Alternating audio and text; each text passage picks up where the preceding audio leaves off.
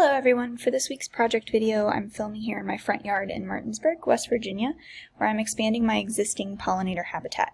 You'll see in my videos that I have many garden beds and bird baths here in my video, and these are already attracting a variety of native bees, birds, butterflies, songbirds like chickadees, and goldfinches throughout the spring and summer. I've placed my feeders nearby to keep wildlife visiting even during the colder months. My yard sits in Zone 7 and gets full sun from the east for most of the day. The soil here is naturally clay-based with some shale and rock mixed in, which definitely drains slowly but holds moisture well after rain. These tough soil conditions make native plants an ideal choice because they're already adapted to our local environment and weather patterns, even though I am, for this experiment, choosing to use planter boxes, since I've already used most of my land as other pollinator gardens. But in the video you'll see I have plenty of space on this side of the house to add planter boxes in between my peony bushes. It's a bit messy as I use the leave the leaves method for creating habitat for crucial pollinators and insects during the winter. This also aids in keeping the ground warmer during the winter so my plants have insulation. But I'll go ahead and show you what this plot of land looks like. So as you can see, I have plenty of space in between my peony bushes to add some planter boxes for my pollinator garden.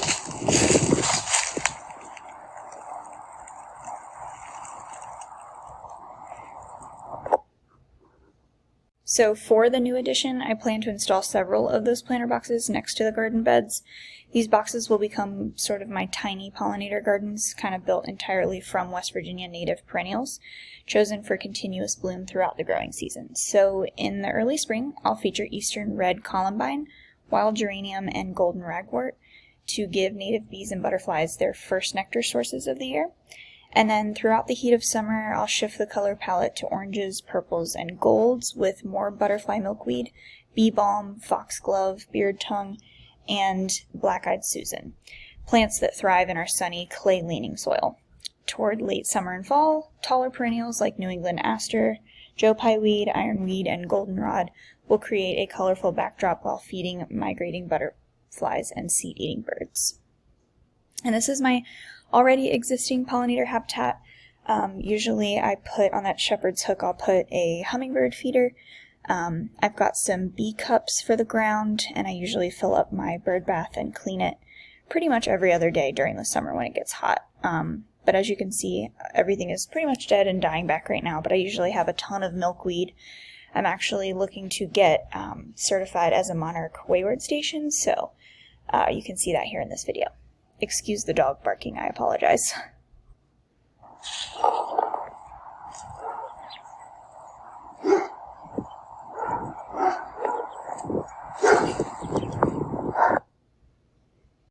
And I chose this site because it connects seamlessly with my existing pollinator gardens, receives plenty of sunlight, and already supports bird activity.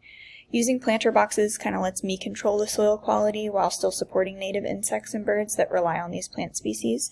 But overall, this space will become a compact yet ecologically rich habitat that provides nectar, pollen, seeds, and shelter from early spring through the first frosts, right here in my own front yard. I added 2 photos here of my native Cherokee Princess dogwood trees that also support local wildlife as well. Thank you!